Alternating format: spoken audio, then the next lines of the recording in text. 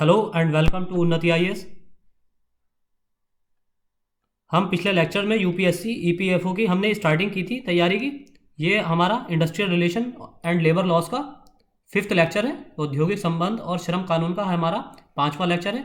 इससे पहले के 4 लेक्चर्स में हमने अधिनियम को कवर किया है, कारखाना अधिनियम को कवर किया है 1948, औद्योगिक विवाद अधिनियम 1947, औद्योगिक नियोजन स्थायी आदेश अधिनियम। इन तीनों अधिनियमों को हम डिटेल में कवर कर चुके हैं। आज हम व्यवसाय संघ अधिनियम ट्रेड यूनियन एक्ट देखेंगे। ट्रेड यूनियन एक्ट 1926 इसको कवर करेंगे, डिटेल में कवर करेंगे। और 1 अप्रैल से हम 1 अप्रैल से टेस्ट सीरीज लॉन्च करेंगे। अगर आप एनरोल कराना चाहें तो हमारी टेस्ट सीरीज में एनरोल करा सकते हैं। हम आपको 10 टेस्ट प्रोवाइड करेंगे, जिसमें आपको 10 टेस्ट प्रोवाइड कराए जाएंगे, फुल लेंथ टेस्ट होंगे और मिनिमम 10 टेस्ट आपको प्रोवाइड कराए ही जाएंगे। हम कोशिश करेंगे कि आपको ज़्यादा से ज़्यादा टेस्ट मॉक टेस्ट लगवा सकें। अराउंड 15 मॉक टेस्ट आपको कराए जा सके, लेकिन 10 टेस्ट हम मिनिमम 100% आपको श्योरिटी के साथ कराएंगे। तो शुरू करते हैं आज के लेक्चर से। व्यवसाय संघ अधिनियम 1926, ट्रेड यूनियन एक्ट 1926। हमने अपने लेक्चर में अधिनियम के अंदर जो जो चीज़ हमारे एग्जाम पर्सपेक्टिव से इंपॉर्टेंट है, हर चीज़ कवर करने की कोशिश की है। आप देख सकते हैं कि जितनी भी परिभाषाएं हैं हमने डिटेल में कवर की हैं और इन्हीं परिभाषाओं से क्वेश्चन पूछे जाते हैं क्योंकि आप इससे अंदाज़ा लगा सकते हैं कि यूपीएससी ईपीएफओ में आपको सिंपली ग्रेजुएट की डिमांड करती है। सिंपली क्वालिफिकेशन सिंपली ग्रेजुएट रखी गई है। इसका मतलब यह है कि आपको लॉ की डिटेल नॉलेज की डिमांड या एक्सपेक्ट आपसे यूपीएससी नहीं करती है कि आपको लॉ में स्पेशलाइजेशन हो। हालांकि लॉ में प्रेफरेंस दिया जाता है। अगर आपके पास लॉ की डिग्री है तो आपको प्रेफरेंस दिया जाएगा। अगर नंबर सेम है, बराबर है, इक्वल नंबर पे आपको प्रेफरेंस मिलेगा। लेकिन इसका मतलब ये नहीं है कि आपसे वो एक इस तरह का एक्सपेक्ट करेंगे कि आपको बिल्कुल डिटेल और डीप नॉलेज हो। तो आपको ओवरव्यू पता होना चाहिए कि क्या डेफिनेशन है, क्या इसके ऑब्जेक्टिव हैं अधिनियम के, किस बारे में बताया गया है, किन लोगों को टारगेट किया गया है और किस तरह की पेनल्टीज का प्रावधान है, क्योंकि आपको यही ईओ के पोस्ट पर आने के बाद यही काम करना है। तो शुरू करते हैं। अमेरिका तथा इंग्लैंड में ट्रेड यूनियनों का प्रारंभिक विकास भारत में श्रम संघों के निर्माण होने से 1 शताब्दी पूर्व ही अमेरिका में सन 1794 ईस्वी में प्रथम ट्रेड यूनियन की फिलाडेल्फिया में स्थापना हो चुकी थी। यानी कि प्रथम जो पहली यूनियन की स्थापना हुई थी वो अमेरिका के फिलाडेल्फिया स्थान पर 1794 में की गई थी। 1 शताब्दी पूर्व यानी कि 100 साल पहले। इंग्लैंड में भी 19वीं शताब्दी के प्रारंभ में गुप्त रूप से श्रम संघों का निर्माण होना शुरू हो गया था, क्योंकि 1825 के पूर्व श्रम संघों के निर्माण पर कठोर दंड का प्रावधान था। इंग्लैंड में भी श्रम यूनियन ट्रेड यूनियन बनाने पर दंड दिया जाता था, इसलिए वहां गोपनीय रूप से श्रम संघों का निर्माण किया जाता था। फिर 1825 में केवल श्रम संघों से वार्ता करने के लिए श्रम संघों के गठन की अनुमति दी गई। भारत में व्यवसाय संघ या व्यवसाय संघवाद का इतिहास। अब इसकी हिस्ट्री देखते हैं कि इंडिया में किस तरह ये डेवलप हुआ है ट्रेड यूनियन। भारत में सर्वप्रथम 1926 में ट्रेड यूनियन अधिनियम पास करके श्रमिक संगठनों को वैधानिक मान्यता प्रदान की गई। लेकिन इसका ट्रेड यूनियन के विकास को हम 6 चरणों में विभाजित कर सकते हैं। इसको स्टेप बाय स्टेप ये किस तरह इसका उद्भव और विकास हुआ, हम इसको 6 स्टेप्स में डिवाइड कर सकते हैं। पहला चरण जो था वो प्रारंभ से यानी कि स्टार्टिंग से सन 1811 तक था। प्रारंभ आप कुछ भी मान सकते हैं कि जब से थोड़ा अवेयरनेस लोगों में आना शुरू हुई है, लेबर में थोड़ी अवेयरनेस आना शुरू हुई है, तब से लेकर आप 1811 तक मान सकते हैं। दूसरा चरण 1812 से सन 1911 तक था। तीसरा चरण 1912 से 1929 तक। चौथा चरण सन 1932 से 1939 तक। पांचवा चरण सन 1939 से 1947 तक और छठा चरण सन 1947 से अब तक जारी है। इसमें हिंदू मजदूर सभा, भारतीय श्रम संघ कांग्रेस, संयुक्त श्रम, अखिल भारतीय ट्रेड यूनियन कांग्रेस आदि अखिल भारतीय संगठन है। यानी अखिल भारतीय मतलब ऑल इंडिया संगठन है। इनको नेशनल लेवल पर मान्यता प्राप्त है। और यहाँ मान्यता और पंजीकरण ये दोनों अलग चीजें हैं। इसमें भी आप इस लेक्चर में आपको ये भी डिफाइन किया जाएगा कि मान्यता अलग होता है और पंजीकरण अलग चीज है। ये पंजीकृत होना किसी संस्था का वो अलग चीज है और उसे मान्यता प्रदान करना एक अलग चीज है। इसकी डेफिनेशन दोनों की अलग अलग है। तो भारत में प्रथम सुव्यवस्थित ट्रेड यूनियन की स्थापना मद्रास टेक्सटाइल लेबर यूनियन 1918 में बीपी वाडिया द्वारा की गई थी। यानी कि हमारे यहाँ ट्रेड यूनियन का जनक किसे कहा जाता है? बीपी वाडिया को। ये बहुत इंपॉर्टेंट फैक्ट है। बीपी वाडिया जिन्होंने 1918 में मद्रास टेक्सटाइल्स लेबर यूनियन का गठन किया था। सन 1951 से 1975-76 तक यूनियनों की संख्या में 51 गुना की वृद्धि हुई। भारत में मद्रास लेबर यूनियन अपने ढंग की प्रथम ट्रेड यूनियन थी। Shri BP Wadia all India trade union गठित होने पर इसके अध्यक्ष चुने गए, यानी कि इसके पहले अध्यक्ष भी बीपी वाडिया ही थे। श्रमिक संघों के महत्व को दृष्टिगत रखते हुए सन 1926 में the Indian trade union act पास किया गया। श्रमिक वर्ग के लिए यह बड़े ही संतोष का विषय था, क्योंकि इससे पहले श्रमिक संघों के पंजीकरण की व्यवस्था नहीं थी। फिर अधिनियम के अंतर्गत परिभाषाएं। अब अधिनियम में किस वर्ड को किस तरह डिफाइन किया गया है ये देख लेते हैं। पहला है समुचित सरकार, कंसर्न गवर्नमेंट। केंद्रीय सरकार से अभिप्राय उस व्यवसाय संघ के लिए होगा जिसके उद्देश्य एक राज्य तक सीमित नहीं है, यानी कि कोई अगर इंडस्ट्री एक से अधिक राज्यों में फैली है तो वो उस पर सेंट्रल गवर्नमेंट ही लॉ बनाएगी। संघों की गतिविधियां विभिन्न स्थानों को प्रमाणित करती हैं, इसलिए केंद्रीय तथा राजकीय सरकारों के क्षेत्राधिकारों को अलग अलग करना आवश्यक होता है। केंद्रीय सरकार के अधीन व्यवसायों के अलावा सभी व्यवसाय राज्य सरकार के अधीन माने जाएंगे। राज्य सरकार जो कंसर्न गवर्नमेंट है, जिस स्टेट के अंदर वो इंडस्ट्री लगाई गई है। फिर है कार्यकारिणी, एग्जीक्यूटिव। कार्यकारिणी से अभिप्राय है किसी भी नाम से संबंधित निकाय जिसके अधीन यूनियन की संपूर्ण कार्य व्यवस्था सौंप दी जाती है। साधारण बोलचाल की भाषा में कार्यकारिणी उसे कहते हैं जिसमें कुछ विशेष सदस्य ही नियुक्त, नामित या चुने जाते हैं। फिर संघ के सभी सदस्य कार्यकारिणी के सदस्य होने की योग्यता रखते हैं, किंतु ऐसे व्यक्ति जिन्होंने 18 वर्ष की आयु पूरी नहीं की है संघ के सदस्य नहीं हो सकते। यानी कि यूनियन में किसी भी ट्रेड यूनियन का सदस्य बनने के लिए व्यक्ति को 18 वर्ष का मिनिमम होना चाहिए। कार्यकारिणी में बाहरी सदस्य भी लिए जा सकते हैं, लेकिन धारा 22 के अनुसार कार्यकारिणी की कुल संख्या का आधे से अधिक सदस्य बाहरी व्यक्ति नहीं हो सकते। यानी कि अगर किसी संघ में, किसी कार्य एग्जीक्यूटिव बॉडी में 100 लोग हैं तो इसमें मैक्सिमम 50 लोग ही बाहरी हो सकते हैं जो संघ के सदस्य ना हो। ऐसे सिर्फ 50 लोग ही हो सकते हैं, इससे ज्यादा नहीं हो सकते। पदाधिकारी, ऑफिस बियरर्स। पदाधिकारी से मतलब उन सभी सदस्यों से होता है जो कार्यकारिणी के सदस्य होते हैं, यानी कि एग्जीक्यूटिव के मेंबर होते हैं, किंतु इसमें ऑडिटर समाविष्ट नहीं होगा। जो ऑडिट करने वाला होगा इंडस्ट्री के, जो ऑडिटिंग करेगा, उसका इसमें समावेशन नहीं होगा। फिर है विहित, प्रेस्क्राइब्ड। विहित से अभिप्राय है इस अधिनियम के अंतर्गत निर्मित विनियमों द्वारा निर्धारित कोई भी नियम या प्रावधान। फिर है पंजीकृत कार्यालय, रजिस्टर्ड ऑफिस। इसमें यूनियन के उस कार्यालय से अभिप्राय है जिसे इस अधिनियम के अधीन मुख्य कार्यालय के रूप में पंजीकृत किया गया है। यानी कि पंजीकृत कार्यालय किसे माना जाएगा? जिसमें इंडस्ट्री का हेड ऑफिस होगा, जो हेड ऑफिस होगा, जिसका नाम हेड ऑफिस के तौर पर पंजीकृत किया गया होगा, उसे ही पंजीकृत कार्यालय माना जाएगा। फिर पंजीकृत ट्रेड यूनियन। इससे अभिप्राय इस अधिनियम के अधीन पंजीकृत एक ट्रेड यूनियन से है। फिर है व्यवसाय विवाद, ट्रेड डिस्प्यूट। इससे मतलब है कि कोई भी विवाद जो नियोजकों तथा कर्मकारों के बीच, कर्मकारों के बीच, यानी कि एम्प्लॉय के बीच, एम्प्लॉय के बीच भी कभी कभी विवाद हो जाते हैं, या नियोजक और नियोजकों के मध्य हुआ हो, यानी कि एम्प्लॉय और एम्प्लॉय के बीच, ये एम्प्लॉयर और एम्प्लॉयर के बीच है, सॉरी एम्प्लॉयर और एम्प्लॉयर के बीच, यानी कि अगर किसी इंडस्ट्री में किसी 2 या 2 से अधिक लोगों का शेयर होल्डिंग है तो उनमें आपस में जो विवाद होगा वो उसे भी व्यवसाय विवाद के अंतर्गत रखा जाएगा, जो उसी व्यक्ति के नियोजन या अनियोजन या नियोजन की शर्तों या श्रम की शर्तों से संबंधित है। कर्मकार का अभिप्राय उन सभी व्यक्तियों से है जो उद्योग या व्यवसाय में नियोजित हैं, चाहे भले ही वो उस नियोजक द्वारा नियोजित नहीं है जिसके साथ व्यवसाय विवाद उत्पन्न हुआ है। यानी कि अगर कोई किसी इंडस्ट्री के अंदर कहीं काम कॉन्ट्रैक्चुअल बेसिस पर हो रहा है तो जिस ठेकेदार के अंदर कोई लेबर कार्यरत है तो वो भी उस डिस्प्यूट का हिस्सा माने जाएंगे, उसी इंडस्ट्री के डिस्प्यूट का। फिर है ट्रेड यूनियन। इसमें अस्थाई या स्थायी कोई भी ऐसा समुच्चय, कॉम्बिनेशन अभिप्रेत है जो प्राथमिक रूप से कर्मकारों और नियोजकों या कर्मकारों तथा कर्मकारों या नियोजकों एवं नियोजकों के पारस्परिक संबंधों को विनियमित करने, यानी कि रेगुलेशन करने के प्रयोजन के लिए अपने किसी व्यवसाय या कारोबार के संचालन पर निर्बंधात्मक, यानी कि रेस्ट्रिक्टेड शर्तों को अधिरोपित करने के लिए प्रत्यक्षता बनाया गया है।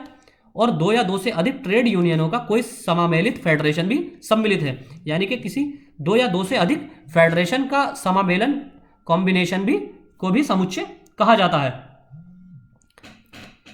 फिर कार्ल मार्क्स के अनुसार, कार्ल मार्क्स ने श्रमिक संघों की परिभाषा को परिभाषित किया है। वो कहते हैं कि श्रमिक संघ वास्तव में श्रमजीवियों का केंद्र बिंदु है, यानी कि लेबर्स का केंद्र बिंदु है।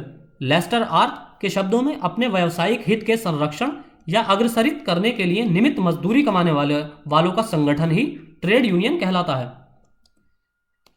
फिर अब देखते हैं रजिस्ट्रार की नियुक्ति, उसके अधिकार एवं कर्तव्य तथा श्रमिक संघों के पंजीकरण की तिथि। रजिस्ट्रार की नियुक्ति श्रमिक संघों को वैधानिक स्वरूप अधिनियम के नियम अनुसार पंजीकरण करा लेने पर ही मिलता है, यानी कि जो वैधानिक उनको लीगल जो फॉर्म में आते हैं वो पंजीकरण के बाद ही आते हैं। पंजीकरण जो इसमें का नहीं हुआ होगा उसको लीगल नहीं माना जाएगा, ऐसे संघ को लीगल नहीं माना जाएगा। फिर इसके लिए प्रत्येक राज्य में उचित सरकार यानी कि कंसर्न गवर्नमेंट द्वारा नियुक्त रजिस्ट्रार होते हैं। धारा 3 में रजिस्ट्रार की नियुक्ति के संबंध में उपबंध है। सरकार अतिरिक्त और सहायक रजिस्ट्रार की नियुक्ति भी कर सकती है, जिसका कार्य रजिस्ट्रार के कार्यों में सहायता देना है, और वे प्रधान रजिस्ट्रार के यानी कि चीफ जो रजिस्ट्रार हैं उनके अधीक्षण की देखरेख में कार्य करते हैं, डायरेक्शन के उनके डायरेक्शन में काम करते हैं। पंजीयन की रीति, रजिस्ट्रेशन का जो प्रोसेस है, संघ के अस्तित्व में आने के पश्चात उसके पंजीकरण के लिए आवश्यक कदम के रूप में प्रार्थना पत्र रजिस्ट्रार के पास भेजना होता है, जिस पर कम से कम 7 व्यक्तियों के हस्ताक्षर होने चाहिए। यानी कि अगर वो कोई एक ट्रेड यूनियन गठित की जाती है तो उसको पंजीकृत कराने के लिए उस ट्रेड यूनियन के सदस्यों में कम से कम 7 सदस्यों का उस लेटर पर हस्ताक्षर होना जरूरी है।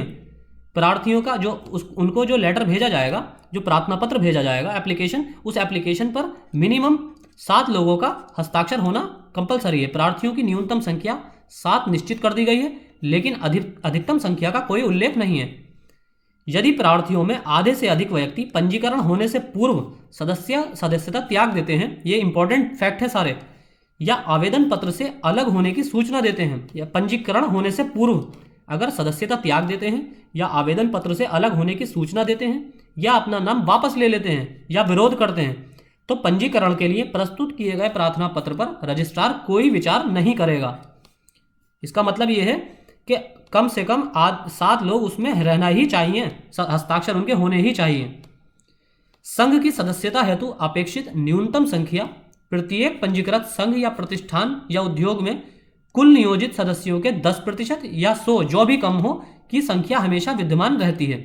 यानी कि किसी भी संघ में, किसी भी ट्रेड यूनियन में उस इंडस्ट्री के अंदर काम करने वालों का 10% या कम या 100 इनमें से जो भी नंबर कम होगा। मान लीजिए किसी इंडस्ट्री में 10,000 लोग काम करते हैं, तो इसका 10% कितना हो गया? 1,000 या फिर 100, इनमें से जो भी नंबर कम होगा, यानी कि 100 कम है तो 100 लोग उसमें हमेशा होने ही चाहिए।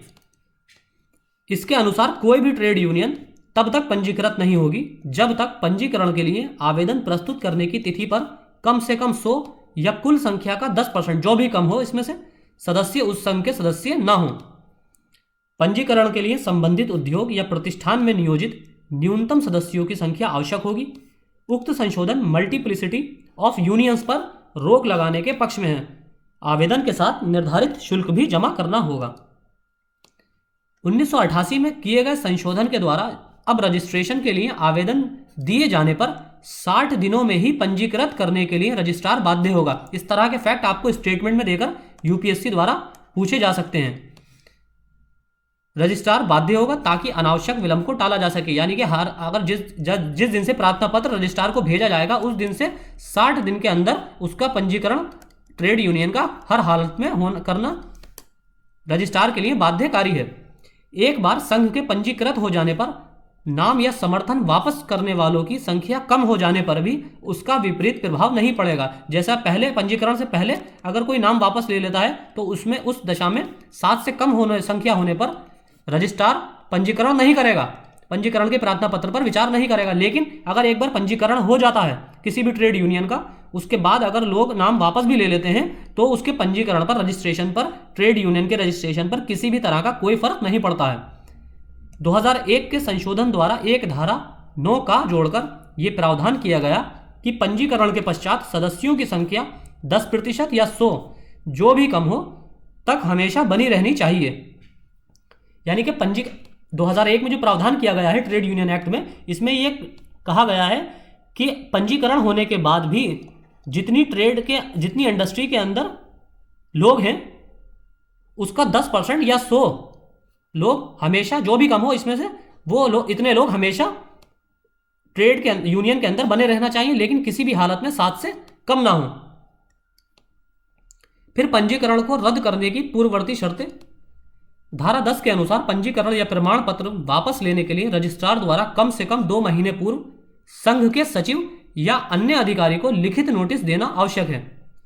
उसमें उसे वापस लेने या रद्द करने का लिखित कारण बताना होगा, जिसके आधार पर रजिस्ट्रार ऐसा करने का प्रस्ताव रखता है। अगर रजिस्ट्रार किसी के ट्रेड यूनियन के पंजीकरण को रद्द करना चाहता है तो उसे 2 महीने का अग्रिम नोटिस देना पड़ेगा, यानी कि 2 महीने पहले ही उसको नोटिस देना पड़ेगा ट्रेड यूनियन के मालिक को, और उसमें उचित कारण भी बताना पड़ेगा। जब संघ के पंजीकरण रद्द करने या वापस लेने के लिए आवेदन पत्र स्वयं संघ की कार्यकारिणी प्रस्तुत करती है, यानी कि अगर ट्रेड यूनियन की ही एग्जीक्यूटिव बॉडी अगर पंजीकरण को रद्द करने के लिए प्रार्थना पत्र सबमिट करती है तो उसे आवेदन के साथ संघ की जनरल निकाय की, जो जनरल बॉडी होती है ट्रेड यूनियन की, उसकी मीटिंग का प्रस्ताव भी संलग्न करना होगा, जिसमें आवेदन के वापस लिए जाने की पुष्टि की गई है। फिर व्यवसाय संघ द्वारा जब पंजीयन को रद्द करने या वापस करने के लिए आवेदन पत्र दिया जाता है तो ऐसी स्थिति में रजिस्ट्रार द्वारा पूर्व लिखित नोटिस देना अनिवार्य नहीं है, यानी कि इस स्थिति में रजिस्ट्रार को कोई नोटिस देना, रजिस्ट्रार ट्रेड यूनियन को किसी तरह का नोटिस नहीं देगा और पंजीकरण पर कार्य शुरू करेगा, उसको पंजीकरण उसका रद्द करने का कार्य शुरू करेगा। अपील करने का अधिकार। अब रद्द करने, अगर उसको किसी लीगल तरीके से रद्द किया नहीं किया गया है, इलीगल तरीके से या अवैध तरीके से रद्द किया गया है पंजीकरण को, तो उसमें अपील करने का ट्रेड यूनियन को अपील करने का अधिकार है। अब अपील देखते हैं कि किस तरह अपील कर सकते हैं ट्रेड यूनियन। रद्द करने या पंजीकरण वापस लेने के निर्णय का रजिस्ट्रार पुनरावलोकन नहीं कर सकता है, यानी कि उसको रिव्यू नहीं कर सकता है। जैसे कि ट्रेड यूनियन पंजीकरण के लिए प्रार्थना पत्र भेजते हैं और उसे वो रद्द कर देता है तो उस पर फिर वो रिव्यू नहीं कर सकता। अब अगर उसने इलीगली उसको एक्सेप्ट नहीं किया है, पंजीकरण को मना किया है पंजीकरण करने से, तो उसको किस आधार पर अपील की जा सकती है? रजिस्ट्रार के आदेश के विरुद्ध निम्न 2 आधार पर अपील की जा सकती है। पहला, रजिस्ट्रार द्वारा संघ के पंजीकरण से इनकार कर देने पर, अगर उसने इनकार कर दिया है बिना किसी उचित कारण बताए। दूसरा, उसके द्वारा प्रमाण पत्र वापस या रद्द किए जाने के आदेश देने पर। व्यवसाय संघ के पदाधिकारी द्वारा रजिस्ट्रार के आदेश दिए जाने की तिथि से 60 दिनों में अपील की जा सकती है, यानी कि जिस दिन उसने पंजीकरण करने से मना किया है उस दिन से लेकर 60 दिनों के अंदर ट्रेड यूनियन के द्वारा अपील की जा सकती है। धारा 11 के अनुसार संघ के प्रधान कार्यालय की स्थिति के अनुसार अपील 2 स्थानों पर की जा सकती है। अब अपील करने का जो तरीका है, एपलेट बॉडी जो होती है वहां पर अगर ट्रेड यूनियन इसके रजिस्ट्रार के फैसले के विरुद्ध अपील करेंगे तो अपील ट्रेड यूनियन का जो हेड ऑफिस है उसकी लोकेशन के आधार पर ही किया जा सकता है। एक उच्च न्यायालय और दूसरा सिविल न्यायालय। यदि पंजीकृत प्रधान कार्यालय प्रेसिडेंसी टाउन की सीमा में है तो अपील सीधे उच्च न्यायालय में की जा सकेगी। प्रेसिडेंसी टाउन आप जानते होंगे, आपने मॉडर्न हिस्ट्री पढ़ी होगी।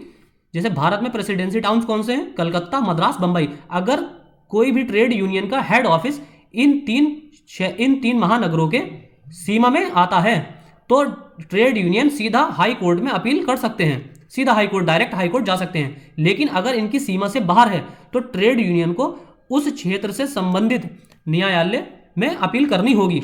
इसके अलावा जहां संघ का प्रधान कार्यालय प्रेसिडेंसी टाउन की सीमा क्षेत्र से बाहर अन्य क्षेत्र में है तो अपील मूल क्षेत्राधिकार रखने वाली मुख्य दीवानी अदालत में या अतिरिक्त न्यायाधीश या सहायक न्यायाधीश के समक्ष प्रस्तुत की जाएगी, जिसे समुचित सरकार द्वारा, कंसर्न गवर्नमेंट द्वारा उस क्षेत्र के लिए नियुक्त किया गया हो। यानी कि अगर इन 3 शहरों के अलावा हेडक्वार्टर, ट्रेड यूनियन का हेडक्वार्टर किसी और शहर की सीमा में आता है तो उस जिले की ही मुख्य दीवानी अदालत में या अतिरिक्त न्यायाधीश या सहायक न्यायाधीश के समक्ष ही प्रस्तुत की जा सकती है।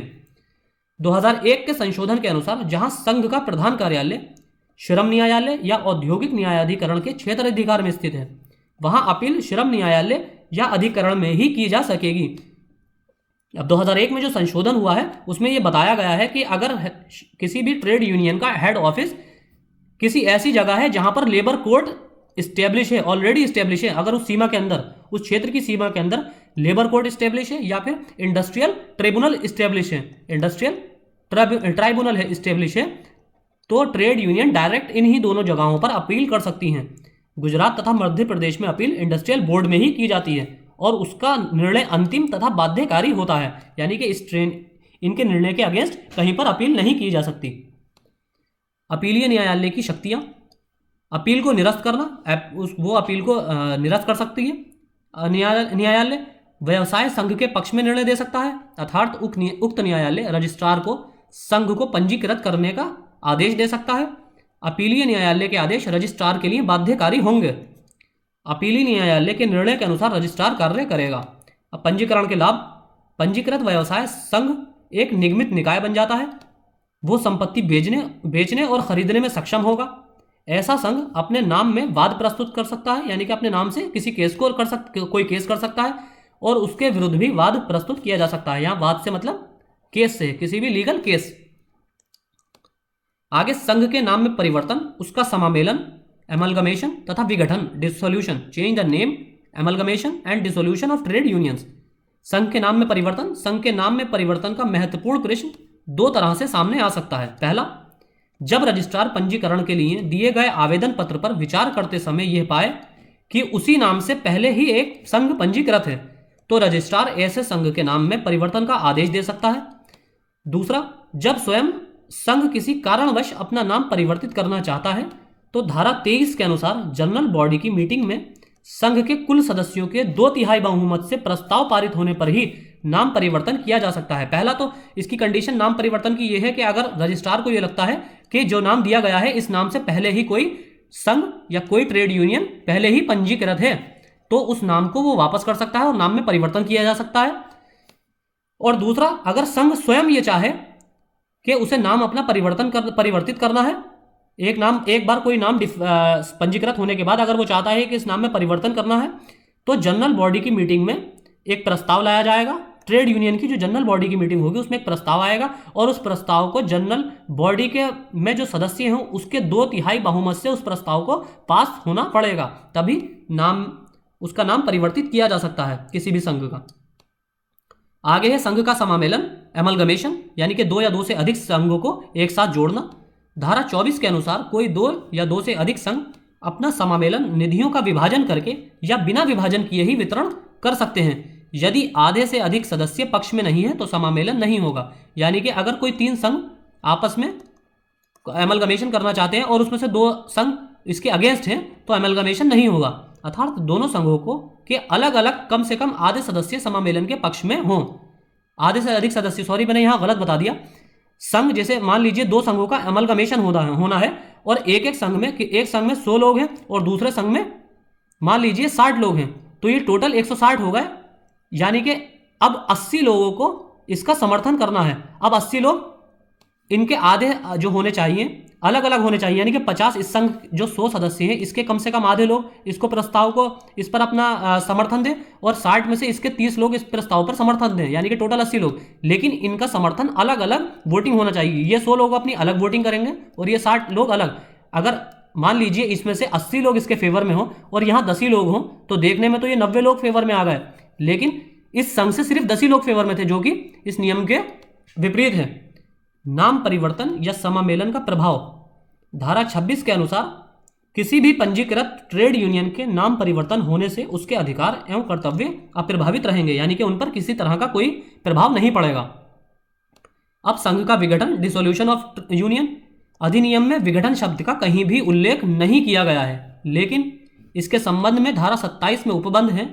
विघटन सभी सदस्यों की सहमति या न्यायालय के आदेश सहित इसके कई कारण हो सकते हैं, जैसे आवश्यकता से अधिक सदस्यों का संघ से पृथक हो जाना, यानी कि संघ को छोड़ देना, ट्रेड यूनियन से अलग हो जाना, श्रमिक संघ को अपने उद्देश्यों की पूर्ति करने में असफल रहना, कार्यकारिणी के सदस्यों में पारस्परिक मतभेद, किसी तरह का कॉन्फ्लिक्ट हो जाना एग्जीक्यूटिव के मेंबर्स में।